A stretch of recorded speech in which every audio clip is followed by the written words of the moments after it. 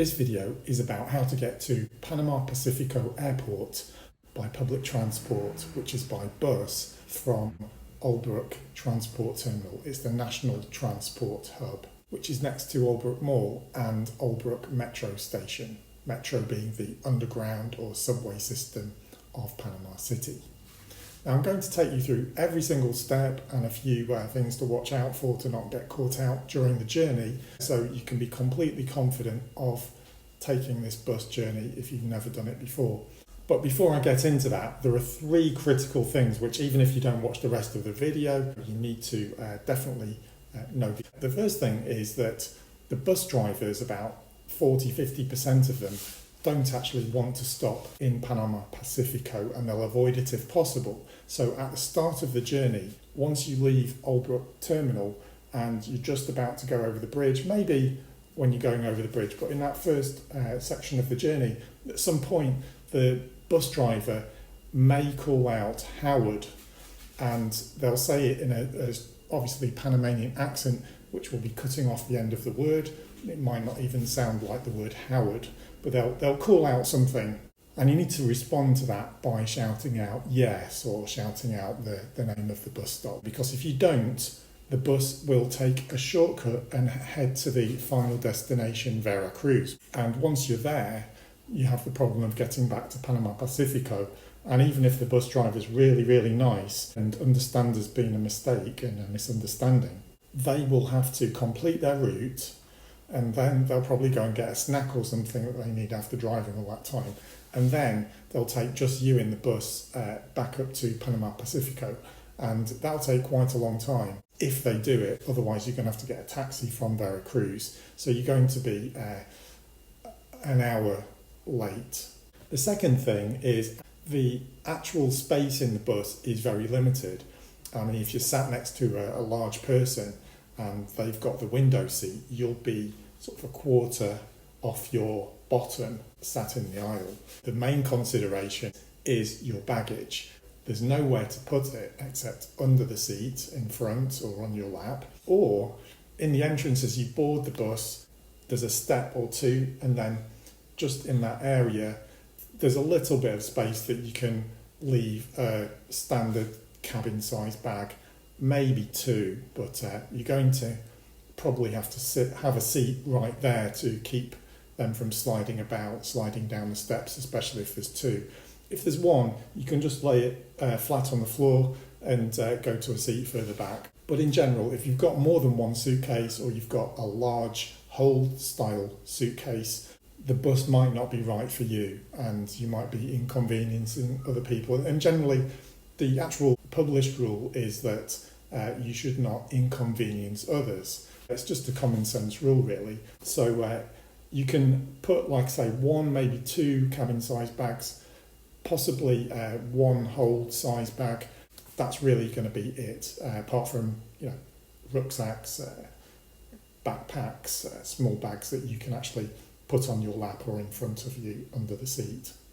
Speaking of the seats, you'll see quite often that people at the front of the line for the bus don't get on it, and the reason is they want a better seat than is available. So the first people on the bus get the pick of the seats. As the bus fills up, the less choice seats are taken, and first of all there's people who want to sit together and they won't sit separately, so they're going to wait for the next bus. And then there's just people who don't want to be in really uncomfortable seats. It can work to your advantage, because if there's just one of you, or if there's more than one of you, and you're prepared to sit in a slightly less comfortable seat and separately, you can just go to the front of the line and get on the bus, because you'll see the bus there waiting. It won't go till it's absolutely full. And so they're just waiting for single seat people to fill up the bus.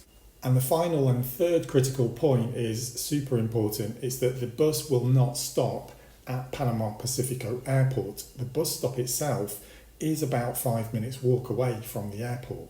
There won't be taxis around, most likely.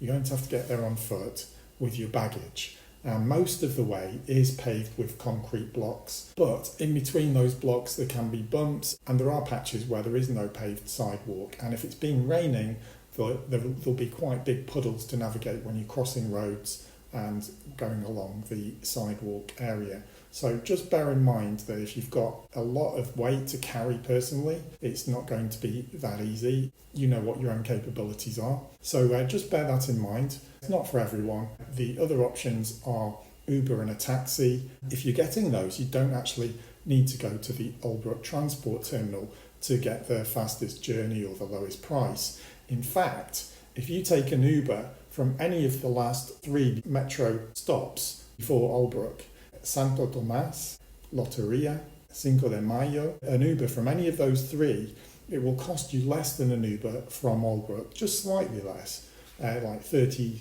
40 cents less. But you'll also get there faster just because of the position, even though Albrook is at the end of the metro line. So that's a useful tip. And between the two, Uber and a taxi, I would always recommend the Uber for several reasons, but I'd also recommend checking out my video on Uber scams in Panama just so you can't get caught out that way. But overall, Uber is much better because you're not going to have to negotiate for a price, you're going to get a fair price. And of course, you've got benefits like if you leave baggage accidentally in the car or if there's any kind of dispute. With Uber, there's a lot more accountability.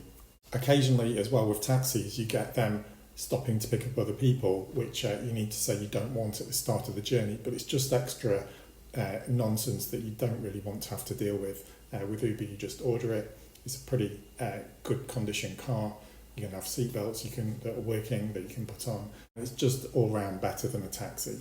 So let's get back to the bus journey, and I'll give you a little bit more information so you can again decide that the bus is definitely for you. So first of all, there's no bus timetable. The buses come when they come. It's usually between 5 and 25 minutes between each bus. If you're waiting half an hour to 40 minutes, that would be quite extreme. That's just how things run. Sometimes there can be 2 in a row, sometimes there can be a while in between. And each bus will leave when it's full. Often they wait there because they've got 1 or 2 seats that they need to fill, and there's people standing there because they want to travel together, and so they're just waiting for a single person who will come and take that seat. So if the bus is sat there with people on it and no one's boarding it and there's a line, you can just go to the front of the line and check if you can board, if you're prepared to sit separately or there's just one of you. Once the bus sets off, the amount of time it's going to take you to get to the bus stop in Panama Pacifico, where you can walk to the airport in probably around 5 minutes from, will vary a lot on the traffic. Time of day is the key thing to bear in mind. So after about 3:30 p.m, 2 things happen. First of all, you get a lot of people coming to go on the bus. Secondly, you'll get a lot of traffic delaying. So when there's a lot of people, sometimes the line is bigger than can fit on one bus, so you have to wait for a second bus. But let's say on a clear run, it's going to take you about 25 minutes in the bus to get there. On a bad run, 45 minutes to an hour if there's some kind of accident or something. So that's the range that you need to have in mind. I always say if I'm going to an airport, I like to leave 3 times the amount of time that I calculate as a generous amount of time. And that's just my personal view. That's my approach to things, because there's just nothing like missing a flight and all the knock-on effects that has. And you can have things like protests, car accidents, flooding from the rain in the rainy season. You can have police checkpoints. I was on one of this very bus the other day, and it pulled over. They didn't say what was happening, and we were just waiting in the lay-by. The tyre had blown, so we waited there for about 15 to 20 minutes for another bus to come, and we transferred to that other bus. These things don't happen all the time, but when you really need to make a flight and the consequences are quite costly, like I say, I just really like to allow triple time and be really relaxed on my journey and arrive in plenty of time. It's also worth remembering that on a Friday, there's a lot of traffic exiting the city going to the coast, people going to the beach for the weekend. The easiest day, I think, in Panama to travel around is Sundays, generally during the daytime. It's pretty easy to make long distance journeys and have some degree of confidence. But do bear in mind there are protests at random points during the year, people blocking highways and things, and it's always best to be tuned in to what's going on. And there's a Facebook page. They generally have updates on what's going on. Where there's traffic jams, people post photos of what's happening.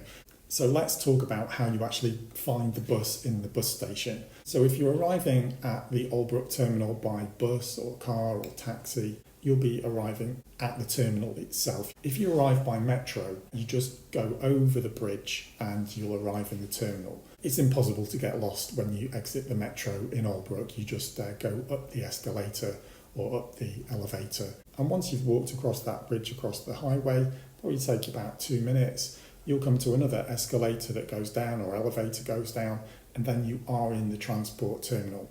Once you get there, turn to your right and keep to the right, and as you walk along right to the far end, eventually you'll be able to turn to the right. You've got subway on your left, you've got the drinking fountain and the public toilets on your right.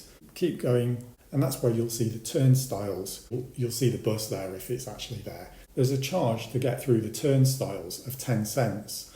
If you don't have one of the Metro cards, you can ask someone to scan their card for you and give them the 10 cents. Most people are quite open to doing that for you if you just say please and show them that you're going to give them the cash. As you can see here, the bus will be in the very first bay. It will say Veracruz on the window. There may be exceptions, but normally it's white. And currently that's the only bus that departs from that bay. You pay in cash on the bus when you get off. It's going to cost you $1 per person. So be ready with your cash in hand when you're about to get off the bus. So after a few minutes, depending on the traffic, of going through the port of Balboa, and you'll see the Canal Administration building on your left there, and the old United States Post Office on the left there, painted white, blue and yellow. And you'll see all kinds of buildings from the Canal Zone. The cool thing is you're going to travel over the canal and you're going to get a great view because you're raised up in a bus and you can see the canal to either side of you. It's a great way to cross the canal on a bus. It's quite a spectacular view. I never get tired of it. The bus stops on demand, so you need to know when to call your stop, and that's going to be once you've crossed the canal, you're only going to pass 2 gas stations. One is Puma, that's on your right hand side. That's when you're on the highway, you've not turned off the highway, you just cross the canal and you'll see a gas station on your right. The second one is just before the Reba bus stop, 30 seconds before it. Keep your eyes peeled, and on the right you'll see it there. Just call out Reba, Parada or Parada. Reba Smith is the supermarket opposite the bus stop name. Once you alight the bus outside Reba Smith, then go towards Reba Smith and keep going. So Reba will be on your right hand side and you'll be walking along. Here we're passing the ice boxes and the entrance to Reba Smith and the plants that Reba Smith sells on your right too. The next shop you'll see is Novi, and that does have Wi-Fi if you need it. So you pass Novi and then you can see here, turn to the right and you're walking for a short time. From here you can actually see the Panama Pacifico grey airport building to orient yourself. Heading towards the Aerospace Panama building. In the road in front of that you turn to the right and you can see the airport building, the grey building there in the distance, not far away. Follow that one street along and it's going to take you about 2 or 3 minutes from that point. You'll see the airport building on your left there. It's worth mentioning that there is free Wi-Fi inside the airport. And the best place to cross the road is in front of Dollar Car Rental there.